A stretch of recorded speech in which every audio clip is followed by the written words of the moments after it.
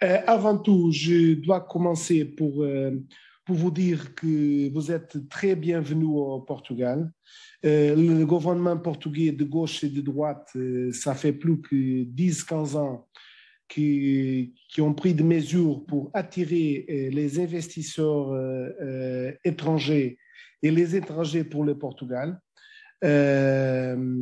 Malheureusement, nous avons une dette publique large, grande, et le Portugal a besoin beaucoup d'étrangers, d'immigration et de capitaux. Vous êtes très bienvenus, pas seulement par ça, mais aussi parce que le Portugais aime beaucoup les étrangers et les différents culturels. C'est pour ça que je vous dis que je crois que Portugal est un bon choix.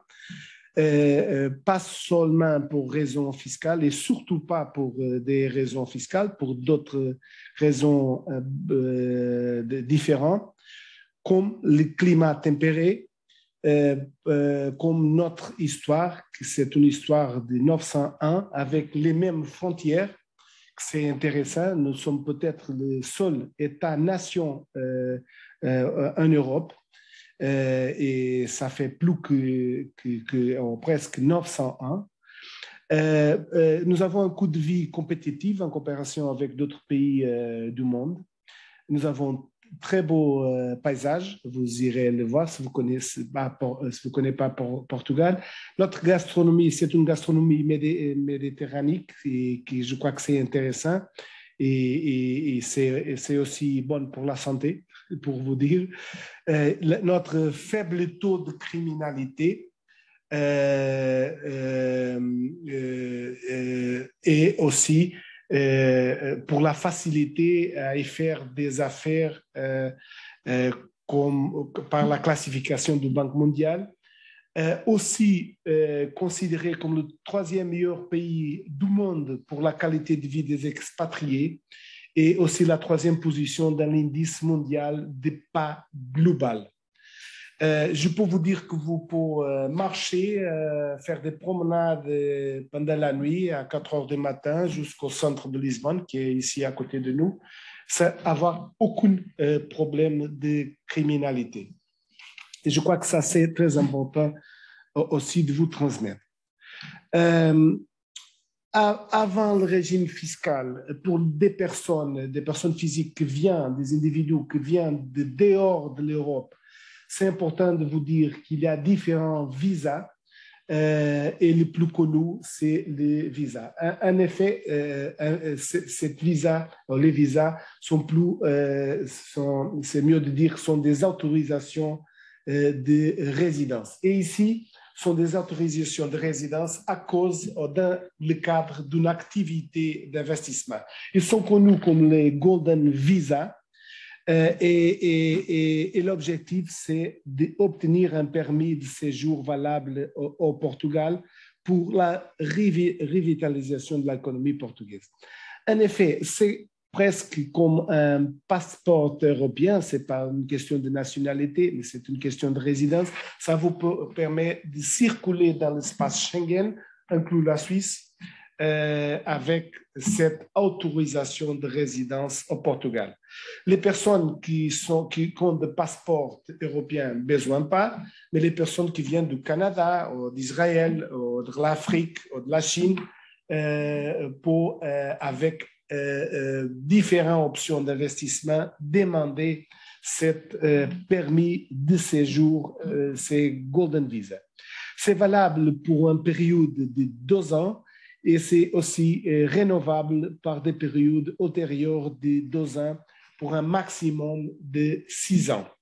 Après les 6 ans, comme je vous ai dit, c'est possible de demander une autorisation permanente de résidence au Portugal et aussi il y a la possibilité même de demander le passeport portugais, la nationalité portugaise dans certaines conditions comme parler ou comprendre les Portugais.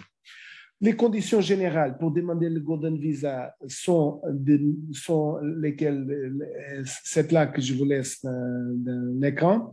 C'est maintenir l'investissement pendant une période minimum de 5 ans, entrer au Portugal avec un visa Schengen valide, absence de référence criminelle, absence de condamnation pour des crimes, de certains crimes, et un minimum de séjour au Portugal pendant 7 jours interpolés consécutifs par an en moyenne. Ça veut dire que vous devrez être ici au Portugal pendant 7 jours par an, interpolés consécutifs, pendant les 5 ans de l'investissement que vous devrez maintenir ici au Portugal pendant ces 5 ans.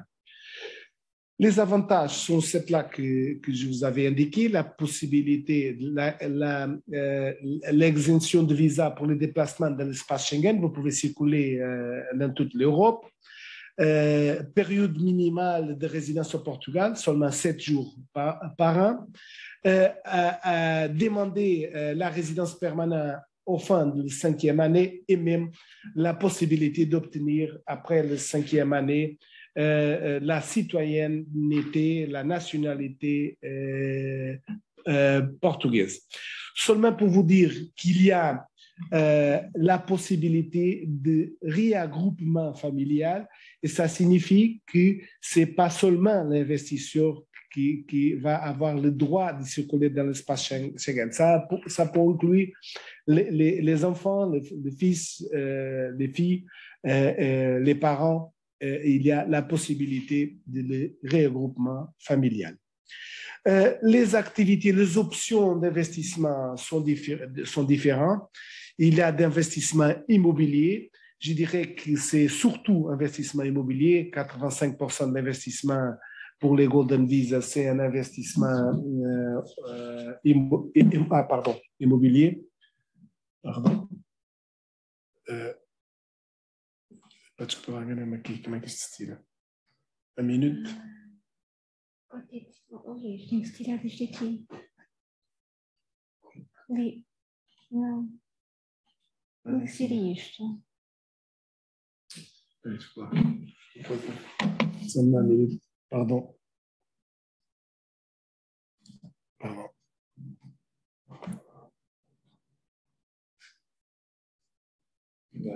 C'est bon. Excusez-nous, on avait un petit souci sur l'écran. Voilà, ça y est, c'est revenu. Merci beaucoup. Aqui em cima, aqui em cima. Posso? Não se importa? C'est bon? Vous pouvez voir. Allô? Rogerio, on ne voit pas l'écran. Ah, ok, très bien. Ok, alors on va le... Ok. Pardon. Exatamente. E novamente aqui embaixo. Aqui. Exatamente.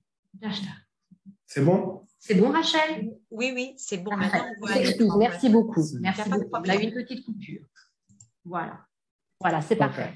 Merci beaucoup. Merci beaucoup. Je vous disais qu'il y a différentes options d'investissement pour les Golden Visa. Investissement immobilier, 85% des investissements pour les Golden Visa sont faits au immeuble au Portugal. Il y a aussi des actifs financiers, un fonds de capital de risque et fonds d'investissement, d'autres investissements de capitaux en recherche et développement et culturel et aussi création d'emplois avec 10 emplois ou aussi même constitution d'une société.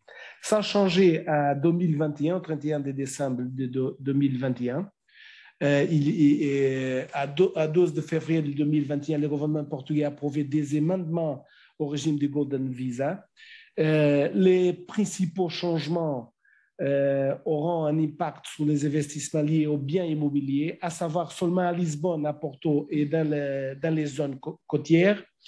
Et dans cette zone, l'investissement immobilier ne sera autorisé que pour les propriétés non résidentielles. Les limites d'investissement minimum ont également été modifiées. En tout cas, les modifications approuvées à entrer en vigueur à partir du 1er de janvier de 2022. Je vous laisse ici les nouvelles limites d'investissement.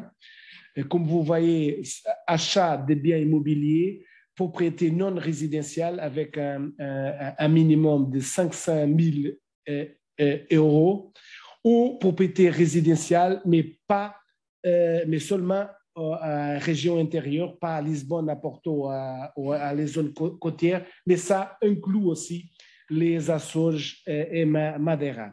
Achat et réhabilitation de biens immobiliers, propriété non résidentielle, 350 000.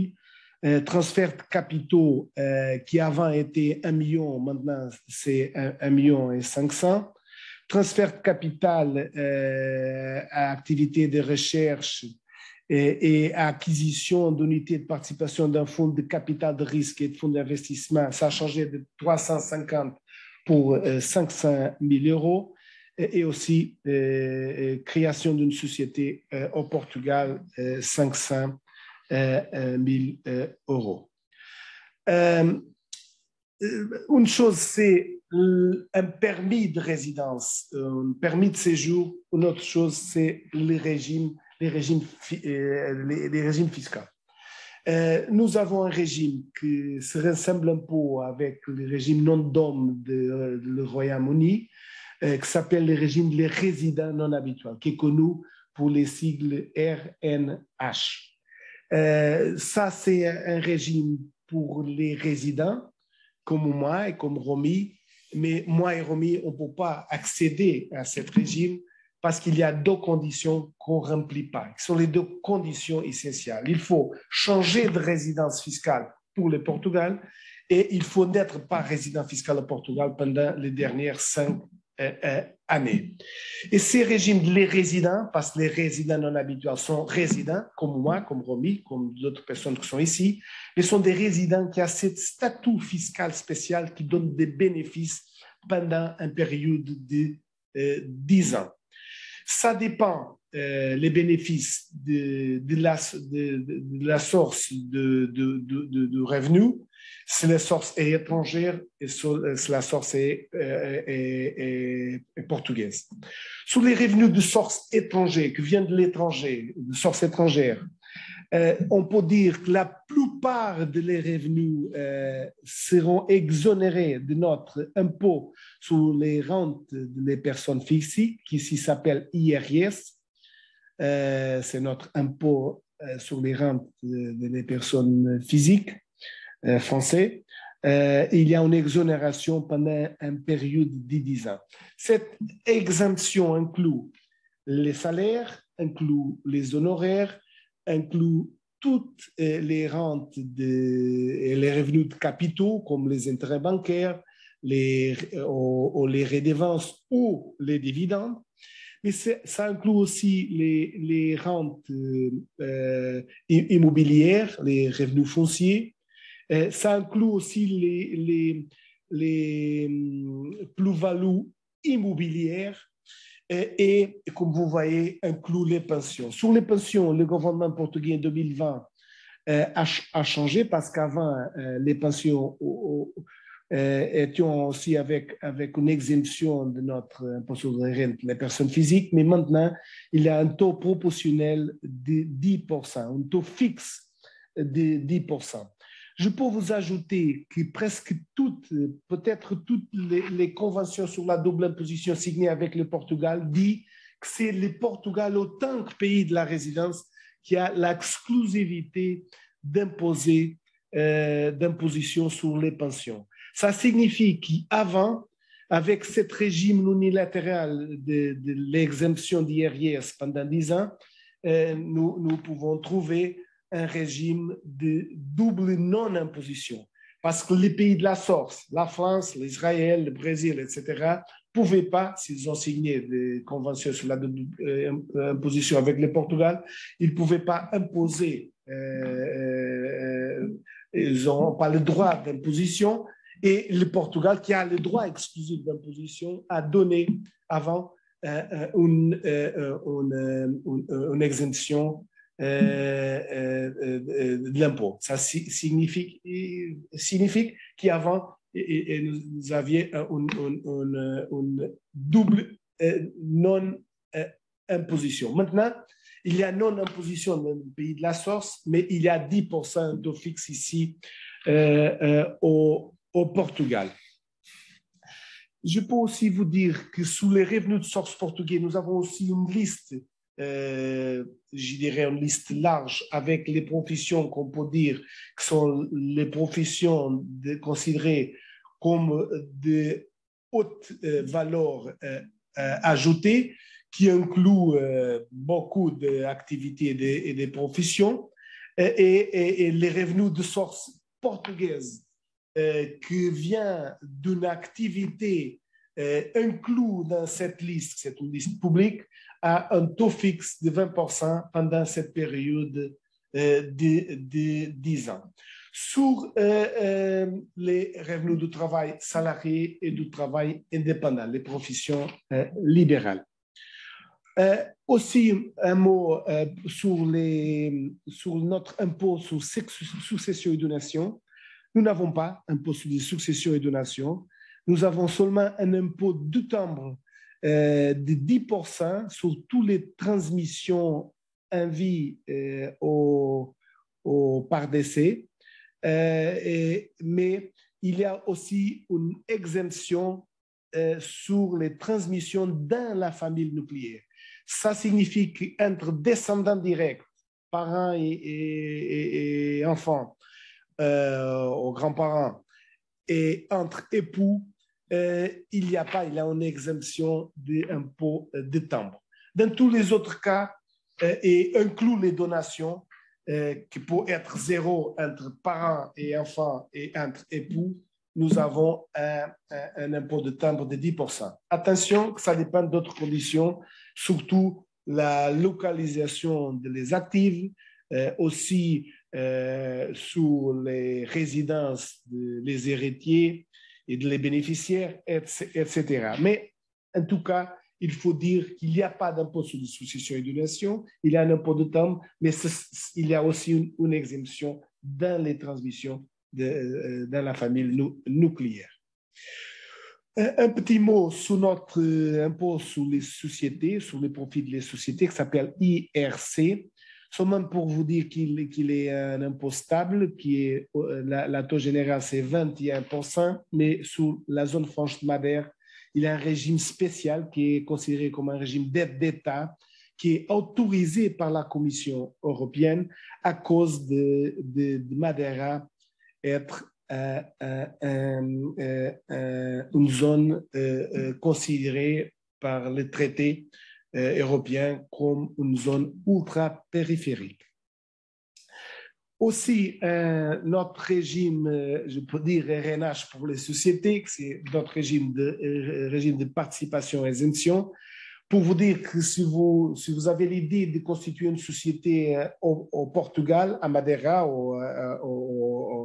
à Portugal continental, ça peut signifier que les dividendes, si cette société détient une autre société au dehors, en France, en Israël, en Chine, en Italie, en Afrique, les dividendes reçus pour la société portugaise, ou si la société va vendre la participation dans une société étrangère, vous pouvez être exonéré avec ce régime de participation et exemption de l'impôt sur les sociétés.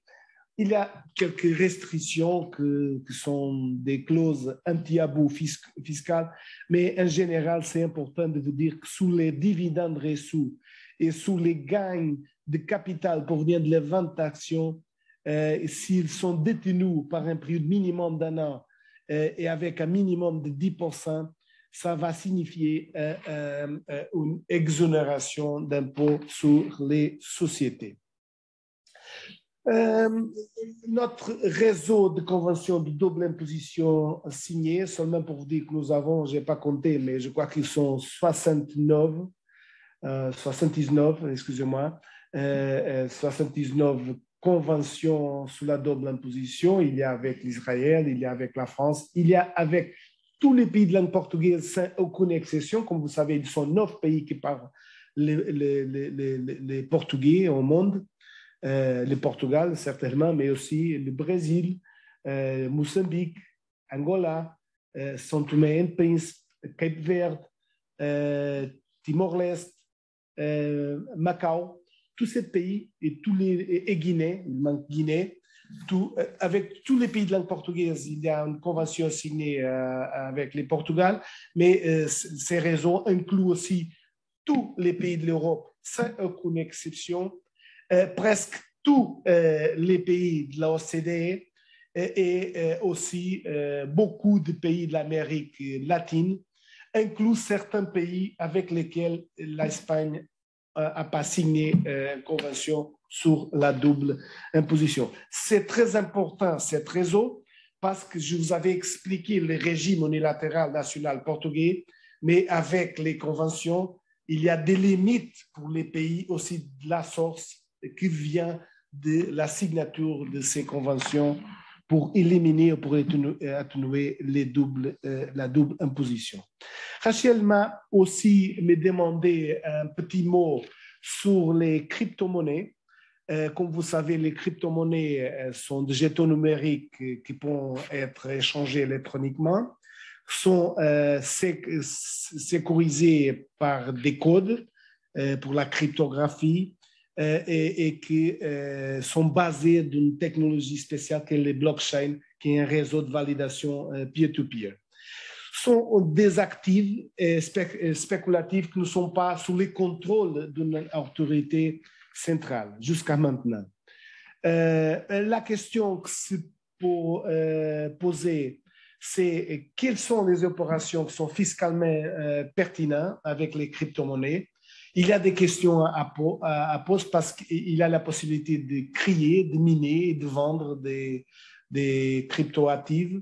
Il a la possibilité de créer, de miner des crypto-actifs, de recevoir des revenus passifs.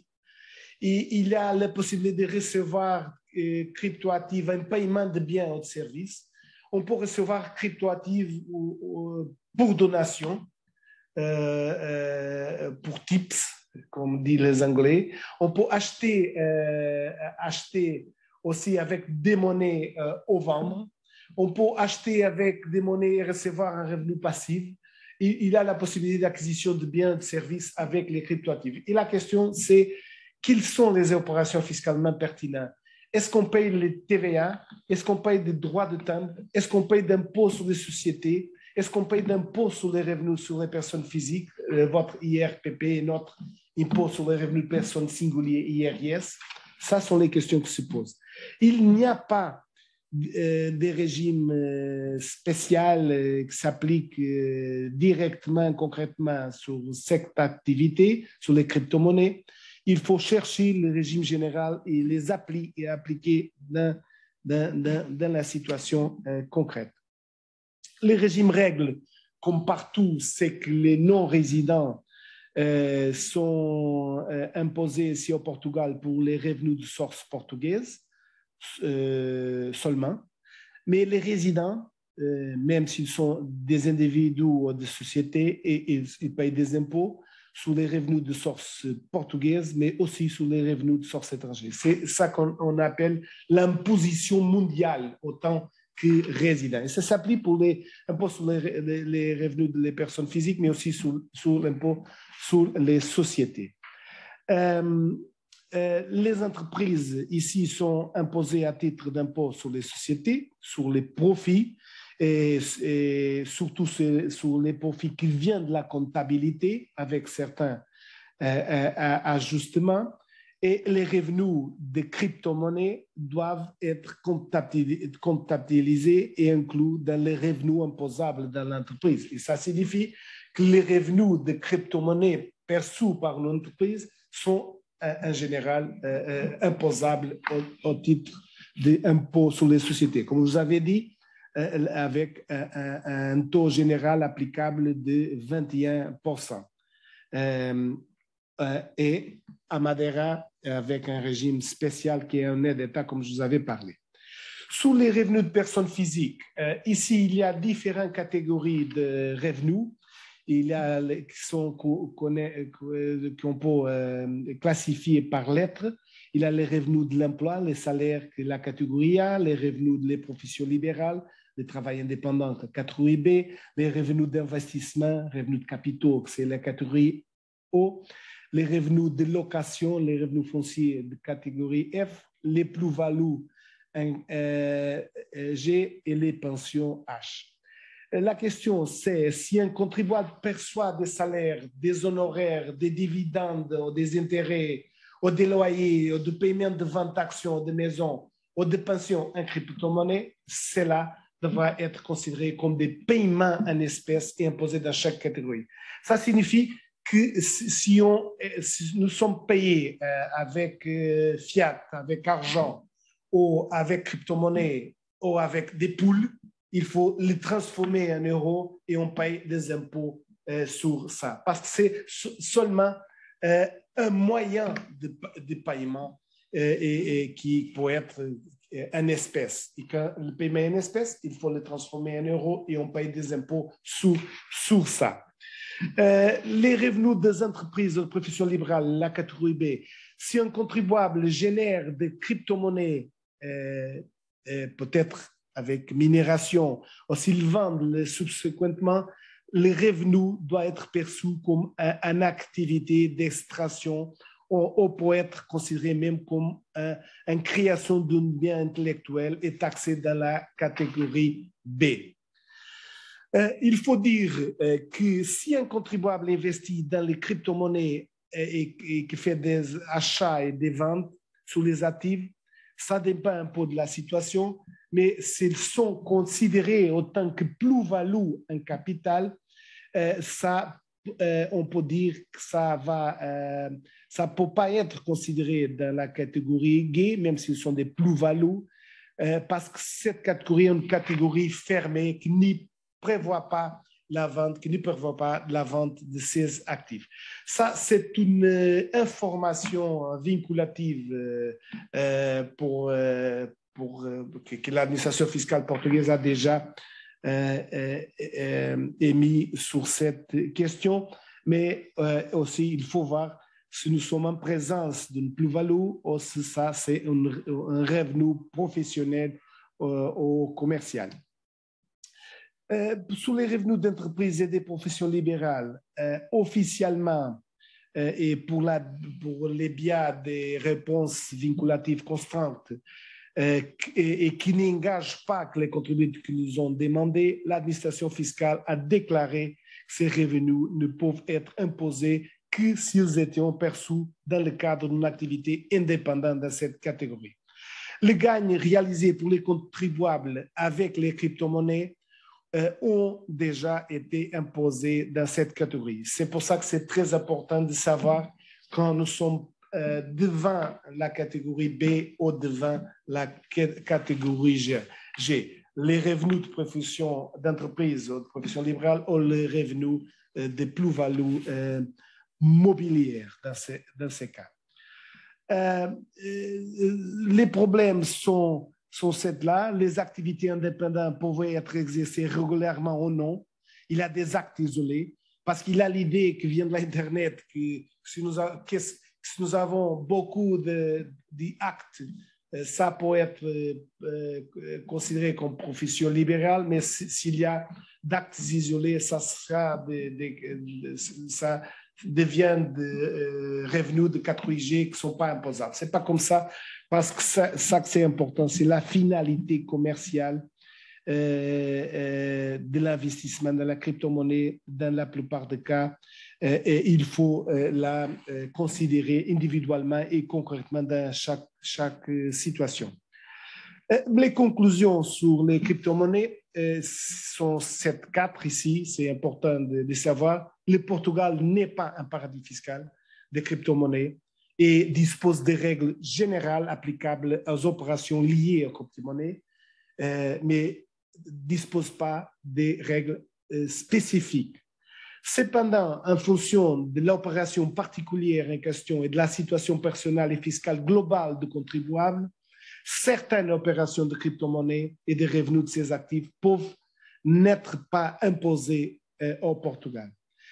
Des règles plus spécifiques apporteraient une plus grande sécurité, c'est vrai, mais il n'existe pas jusqu'à ce moment. Mais je dirais notamment d'une meilleure conjugation avec les régimes spéciaux tels que les régimes, les résidents non habituels desquels je vous avais déjà parlé. Il faut conjuguer les règles et surtout, il faut parler, même si ce n'est pas avec moi, avec un avocat fiscaliste pour vous aider dans tous ces domaines. Et merci beaucoup pour votre patience.